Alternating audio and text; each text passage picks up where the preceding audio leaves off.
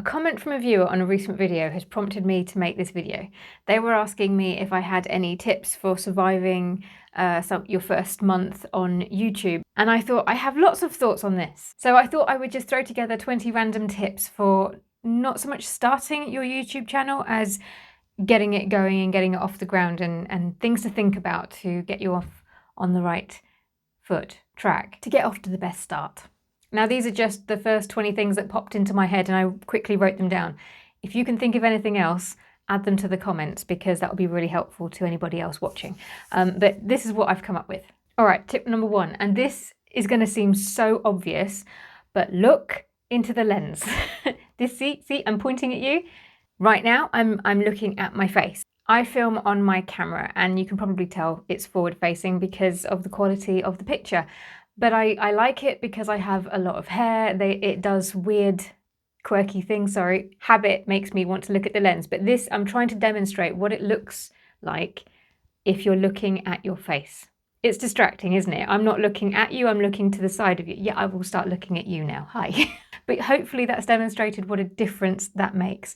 It does feel strange in the beginning to look at the lens when you can see out of your peripheral vision you doing all of the things. But if you are filming and you can see yourself, be mindful of that and make sure that you focus on the lens. And at the very, very beginning, I used to have a sticker right next to my lens as a sort of visual reminder. Look here, this is the eyeball. This is annoying. Eye contact makes immediate connection. It might seem obvious, but I still come across videos that are brilliant in all ways, except for the fact that the person is clearly looking at themselves and not at the lens. And I personally find that as a viewer really distracting, and it does make me hop off quite quickly, if truth be told. So there you go. Tip number 1, make sure you're looking at the lens. I need to be quicker with these tips, otherwise we're going to be here all day. Tip number 2, get a little lapel mic at the very least. With YouTube, good quality audio is more important than the quality of the video itself. As I've mentioned previously, this video is a little bit blurry around the edges, and that has a lot to do with the fact that I'm filming not just on my phone, but on the front-facing camera, which is poorer quality than the rear-facing camera. But good audio is important, because if the audio is too quiet or it's tinny or annoying in any way, shape or form, people will click off straight away. And to demonstrate the point, I've just disconnected my mic from the phone, and now you can hopefully tell the difference in the quality. It's a small thing, but it makes a big difference, and these are cheap as chips on Amazon. Some people ask me what make I go for, and I always feel like a bit of a fraud because honestly, I don't know. I just buy a generic one off of the internet. But that's my point. Even a cheap generic one does the job. So yes, if you're starting out, at least invest in a lapel mic. Tip number 3 is about consistency. Now, I'm not going to say just post consistently. You've probably heard that to death and you're bored of it. What I'm going to say about consistency is that it is important. I definitely did find that I started growing, ironically, more consistently and faster the more consistent I was with my posting schedule.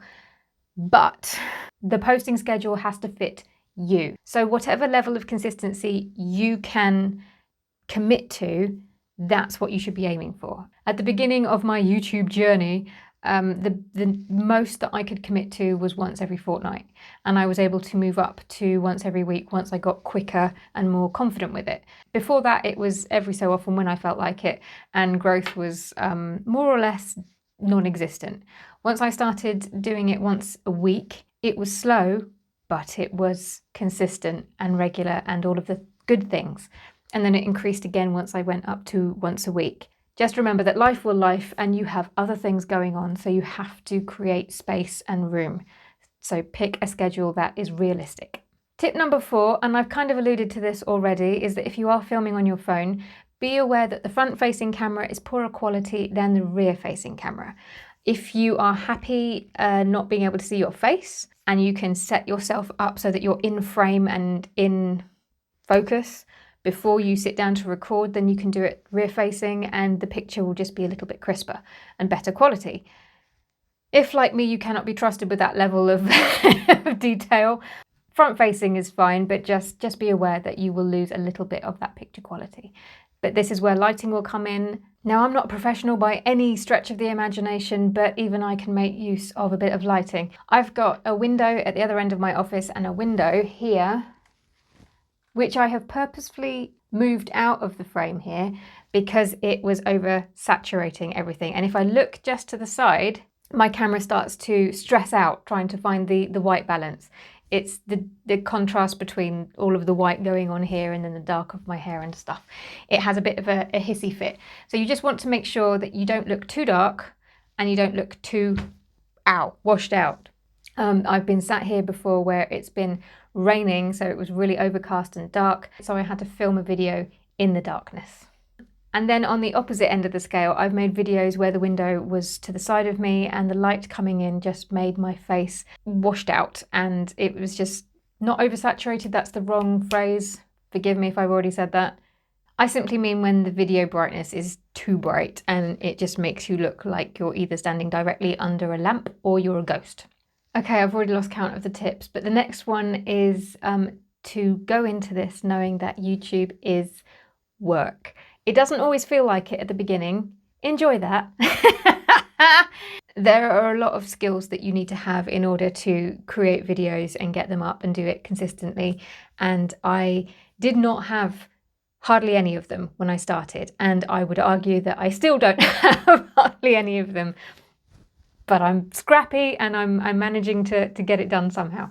But seriously, you will have to learn a lot of things that you may not have the first clue about. And at the beginning, at least, you may not be making any money from your channel. It may just be a hobby, so that can add to it. I'm not trying to put you off, but just know you have to want to do it because that desire will be like the fuel that will keep you motivated and keep you going when it feels a bit hard.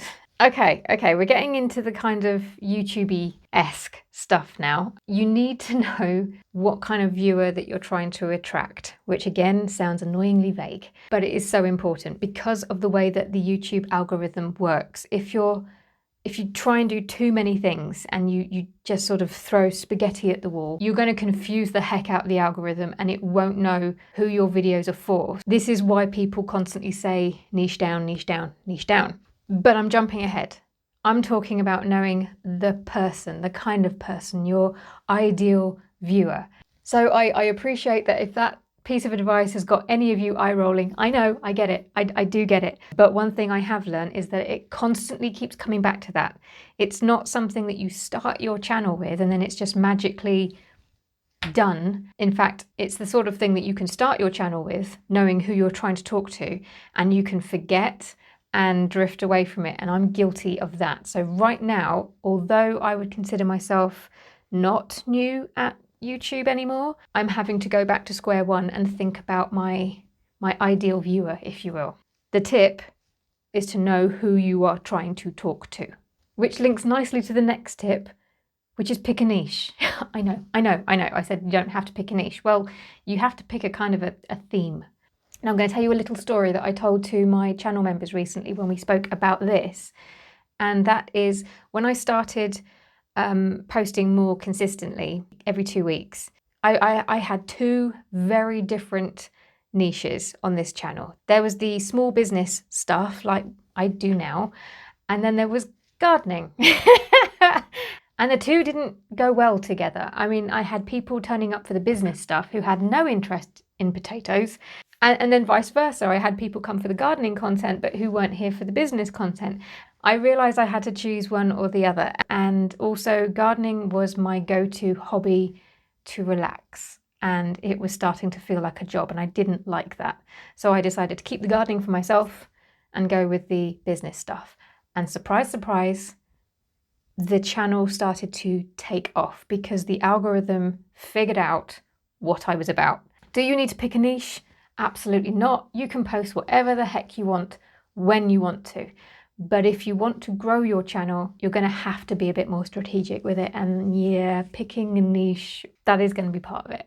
Okay, I'm pretty sure we're on tip number 9. And that is something that I wish I had lent into so much harder right from the beginning. And that is that you don't need to be monetized or in the YouTube partner program to make money on YouTube.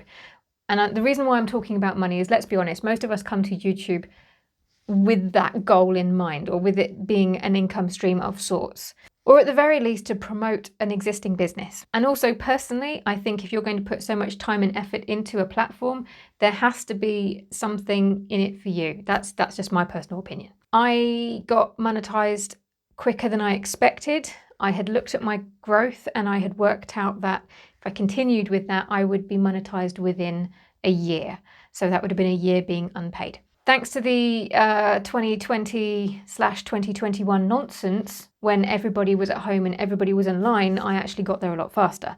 But I digress. You can't copy that, because hopefully there is not going to be a global lurg going around anytime soon. I mean, one can hope.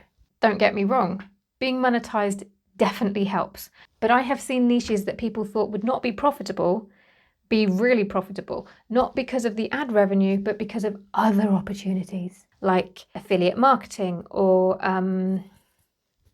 sponsorships. That's a particular route that I don't want to go down. That's why I've just blanked it from memory. But there are other things that you can do. Not to mention, if you have an existing business, interlink it with that. Just note, like any other platform, YouTube is not a big fan of people making viewers leave the platform. So don't just be spamming them with like, go to my website, go to my thing, go to da-ba-ba-da-ba-ba.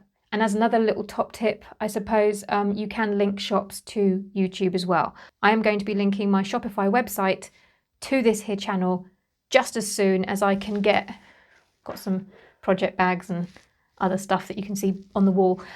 Once I've got all of that gubbins together, they're going to get added to the shop, and it will be added here. And that is not linked to ad revenue. Ad revenue is something to aim towards if that helps you, but it's not the be all and end all. So even if you only have one subscriber, you can start right now. You don't have to wait for a permission slip. Okay, let's move on. Okay, this is another one that I'm having to come back to. It's a pretty basic one, but you have to make sure that your channel is subscribable. If somebody turns up to your channel, will they know exactly what you do just from jumping on your channel?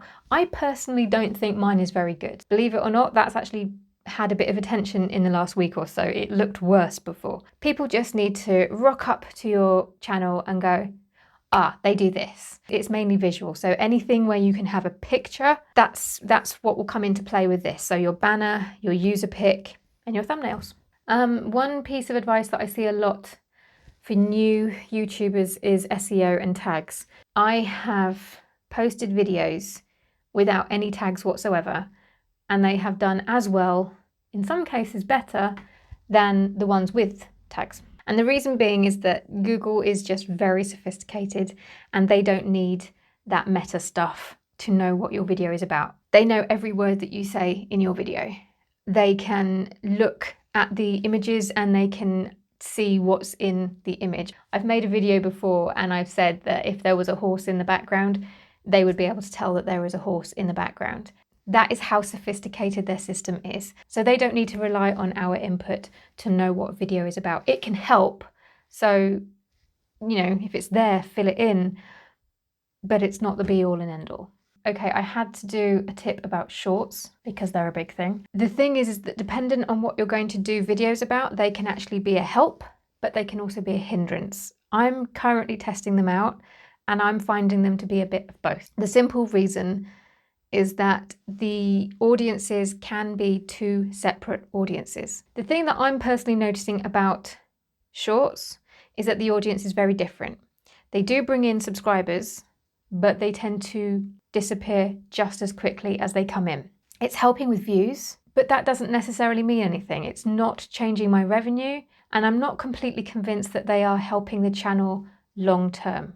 But I am going to continue with them for a little bit longer so that I can just build up a little bit more data so that I can analyze it and look at it properly. It also depends very much on the what you cover in those shorts. Now, I'm being very, very mindful to keep my shorts similar to my longer form content. I do realize that that's going to mean that they get fewer views, but I just think they might convert to regular viewers on the channel better if I do that. I'm not sure if they're going to be for me or not. I'm sure they work brilliantly for other people, but for me and my channel and the way I do things, I'm not sure. The jury is out on that one, but I do recommend trying them, giving them a chance, as I say, build up some data and then have a look for yourself. Next tip, engage with people, especially if one of your goals is to build a community.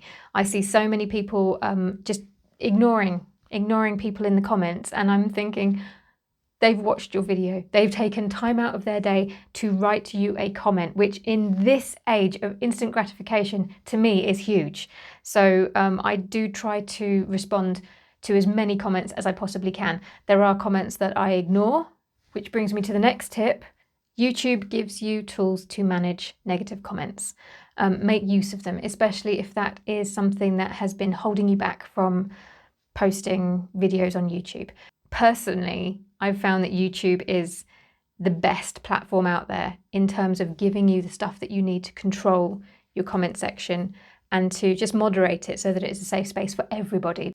So my point is, if you've just got started and you're a little bit worried about negative comments, have a look at these tools and get familiar with them, because they are, it's not just negative comments, it's the bots as well, because they come in flurries and they're annoying, and you can put things in which will hopefully pull out most of those. It's brilliant. Tip number, yes, I'm looking at my notes, 15. People come to YouTube because they want something that's a little bit more authentic. So they don't mind a scrappier look, which is just as well for me, otherwise I'd be in trouble. But it does let you off the hook a little bit. You don't have to try and be TV quality with your videos. You don't have to have all this massive lighting setup, or the cameras, or and you don't have to be wooden like a presenter. You let your personality show. You don't have to be all of this. This is just my particular flavor of nonsense. But you can rock up with your own level of nonsense, and it's okay. Basically, imagine that you've got a friend in front of you and you are just talking to them as you usually would. But linked to that, the next tip is about swearing. Okay, so do you want to swear in your videos? You can. And you can also swear in your videos and be monetized, at least at the time that I film this. YouTube are constantly changing up their rules. I believe recently they got strict with profanity and then backdated that. So any past videos that people had with profanity in it immediately got demonetized, and I don't think they were very good with warning people about this. And then I think they backtracked on that. So if you're watching this in the future, check out what the current advice is on that from YouTube themselves. Personally, I try to rein it in. Sometimes it comes out. And I do try to mute it when that happens, or beep it or something, because I am aware that some people have this on loud and there may be young children in the background, or maybe just people don't like it. And while I do love a good swear, I don't hold it against anybody if they don't. We're all different. That's not a bad thing. I do say bloody a lot, but that's because apparently a lot of algorithms don't think that that's a swear word, so I'm good with that. And sometimes it needs to come out in some way, shape or form. So you get bloody, okay? Just give me something. But that's my personal opinion. You have to find what suits you. Also, if monetization is one of your goals, you do need to keep it fairly clean, because advertisers don't always want to advertise their stuff on sweary videos. Right, I couldn't make a list like this without mentioning titles and thumbnails, because if there's one thing you will find if you're looking for any kind of advice on how to get your YouTube channel up and running, here on YouTube, you will come across so many videos telling you title and thumbnails, title and thumbnails, title and thumbnails, and oh my God. I tell you, I have a love-hate relationship with title and thumbnails. I know in my mind logically what works.